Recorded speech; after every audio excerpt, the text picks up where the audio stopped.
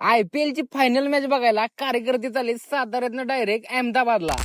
सातारकर, स्वागत आहे तुमचं आपल्या आजच्या ब्लॉग मध्ये. आज तर बॅक अँड बायसेपचा एकदम खतरनाकच वर्कआउट केला. रेग्युलर जिम जॉईन केल्यापासून एवढा हेवी वर्कआउट पहिल्यांदाच केला. तुम्ही म्हणाल एवढा नुसतं वर्कआउट करतोय त्यातनं तुला काय फरक पडतोय का नाही. या महिन्यात मला माझ्यात थोडाफार नक्कीच चेंज वाटतोय. पुढच्या महिन्यात तुम्हाला पण वाटणार आहे. 11 नंतर आपल्याला जायचं होतं ज्ञानेश्री कॉलेजला. ती आहे सज्जनगड रोडला. तिथे एक मीटिंग होती, सोबत आपल्या पूजा पण आलेली. तिथल्या सरांनी आम्हाला सांगितलं की या कॉलेज मधल्या विद्यार्थ्यांनी आतापर्यंत कोणकोणत्या वस्तू बनवल्या. या ज्या पुढे तुम्ही गाड्या बघताय त्या तिथल्याच पोरांनी बनवलेल्या होत्या. थोड्या वेळासाठी असं वाटलं की 10वी नंतर इथेच ऍडमिशन घ्यायला पाहिजे होतं. इथल्या सरांसोबत चर्चा करून बाहेर आलो आणि आपल्या सोबत साताऱ्यातले अजून 2 ब्लॉगर होते. तिथलं काम कम्प्लीट केलं आणि सातारामध्ये पोहोचलो तवरच सध्याचा आणि विघ्नाचा कॉल आला. बोलले की जो परवा स्विमिंग पूलचा व्हिडिओ केलेला आज तिथंच पवाय जायचे. परवा व्हिडिओ साठी आलेलो तेव्हा तिथं पवायची लय इच्छा होत चाललेली. त्यामुळे आज आता परत आलोय आपल्या सह्याद्री टर्फला.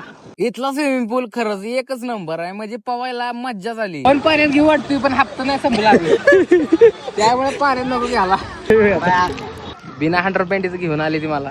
इथं भरपूर वेळ मस्ती केली आणि त्यानंतर मला जायचं होतं रहमतपूर रोडला एका हॉटेलचं काम घ्यायचं होतं. आणि खरंच सातारकर, रहमतपूर रोडला जाधववाडी इथं एक नवीन ठिकाण तयार होत आहे. म्हणजे सातारकर ह्यो विषय एकदम वेगळाच आहे. तुम्हाला हे कुठंच बघायला भेटणार. या रेस्टॉरंटचं सगळं काम आपल्याकडेच असणार आहे. 26 जून पासून हे रेस्टॉरंट सुरू होणार आहे. तिथून सातारमध्ये आलो कारण ऋषीभाऊंचा फोन आलेला.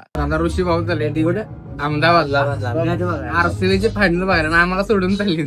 RCB जर नेक्स्ट टाइम गेलं फायनलला तर ह्यांना नाही फिक्स आहे.